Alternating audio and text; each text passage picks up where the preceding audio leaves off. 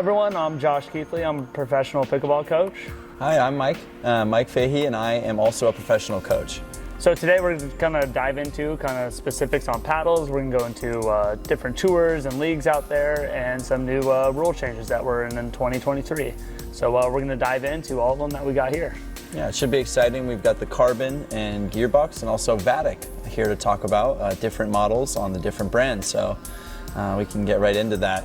I really like this new Carbon that I got. I am also an ambassador for them, but this is the paddle I'm sticking with. This is the 3 times, and it is 3 times the fun, I say. What I like about it is not as stiff as the 1 times. In my hand, I feel like I can move it faster from different parts of my body to forehand to backhand quicker as I could with the 1 times, which shares the same length, elongated shape. So it's a good paddle. The price is pretty steep, but typical paddles run from $80 to $250 nowadays, and this comes in at $230. Definitely do some research before you buy your paddles, but this one has been really good to me. The Vatic Pro is the one I use right here. This is a 14 millimeter paddle. I really like it. Just it's got a good depth between kind of height and length of the paddle. The feel on it's really good. Since it is a 14 millimeter paddle, it does have a little bit of pop, so I kind of like to let the paddle do the work for me. But it's a feel. That's kind of the best for me. That kind of helps. Like I said, I have good length and good width, so I can kind of reach a lot of balls, and it has a lot of forgiveness. Carbon grip paddle, Theraformed. But I really love this paddle. The feel on it's really good. And the weight is really good as well. So I kind of have it around like an 8 ounce, so it's not too heavy. It doesn't kind of, slow me down a little bit for hand speed at the net. But it's just got good feelings, got good pop, good in between. So this is the Vatic Pro 14 millimeter paddle.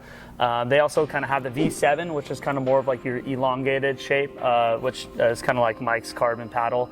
They have like a 16 millimeter paddle as well, so it's a little bit more forgiving than the 14 millimeter paddle. So it's kind of more that longer shape, not as wide as well.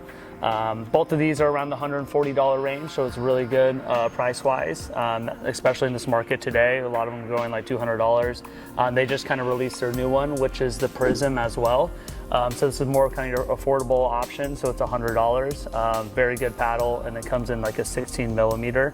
So this is the Prism one right here. It's the same shape as my Flash, the one that I use, and it comes in around $100. Just a couple things with like paddles. For people as well, just kind of getting into it, I kind of first think about the weight of it, so make sure it's not too heavy. So some of them are end heavy, bottom heavy, so some people have different preferences of what they like. I like more of a bottom heavy paddle for myself, and so that's why I have a little bit of weight here as well. That's going to be a little bit more forgiving in the paddle. So that's kind of the first thing I like to kind of think about when buying a paddle. You don't want to make sure it's too heavy. And also shape. Some people like it a little bit longer, some people like it a little bit wider. Obviously, if you have something a little bit longer, you have more reach, so maybe people who are a little bit shorter kind of helps them get a little bit more length there. Or if you kind of mishit a lot and you're a beginner, I would kind of go for more of like a wider shape. And also the thickness of the paddle too, right? 16 millimeter is going to give it a little bit more forgiveness because there's more material, so it's not going to kind of bounce off as hot. Something kind of like a 14 millimeter or like a 13 millimeter, that's going to be a little bit more explosive, a little bit more poppy kind of off the paddle. So think about those things too when you're kind of coming into the sport. Make sure it's not too heavy. It's got, you like your shape. And make sure it's forgiving as well. So I'd recommend a beginner kind of 16 mil, someone who's a little bit more on the 4.0 plus, probably like a 14 or 13 mil. I don't know if you agree or disagree. I totally agree. And the 14-16 millimeter has been this new topic that paddles have been like getting into. And the 14 millimeter I've been finding a lot of success in because I get good power out of it.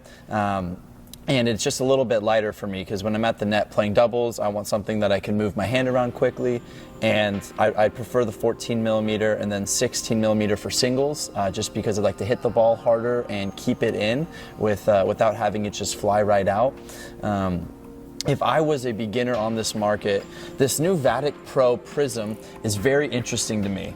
He said the price point's $100, and it feels just like any other paddle you can get in that $100 to $180 range. And Vatic has just been a great company. They're based in Orange County, as well as Carbon, but I just like this price point on the Vatic for people just getting into the sport. We here have the Gearbox, because if you can see, this one is the only one without a rim around it, and it comes with its pros and cons for sure. When I first used the Gearbox, it was the first paddle I ever used, and I was super excited because it didn't have a rim.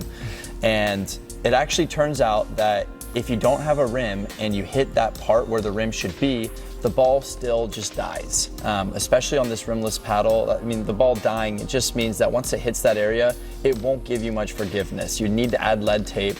Other than that though, this paddle does a lot of things. You can get fast hand speed. It has a lot of grit on it, which means that the surface, you can kind of feel it. It'll help create more spin. Josh used this paddle for some time. What are your thoughts on it? Yeah, I mean, I used it for a little bit. Like I said, there's some pros and cons. I think one of the biggest pros for sure is that like it's not like a honeycomb paddle. So on the inside, it's all carbon fiber. So the longevity part's there, right? Yeah. So this thing's gonna last a while, and you're not gonna constantly, when you use kind of a honeycomb paddles like these, they kind of wear down after a while and break. The cool thing with this as well is like it's going to be the same paddle for like a year or two, right? Yeah. So you're going to play with a more consistent paddle. But I mean, obviously, like the biggest thing with the Gearbox, people are like, oh, there's no rim and everything, so people really love that. But still, if you hit it off the edge, it's still not going to be as forgiving. So that's a big selling point for them. There's no rim.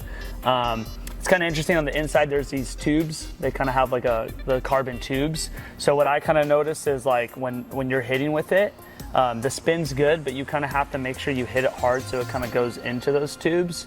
So if you're kind of dinking a little bit, sometimes you don't get that extra spin because it's not like compressing into the tubes, and that's kind of like what makes the spin a little bit.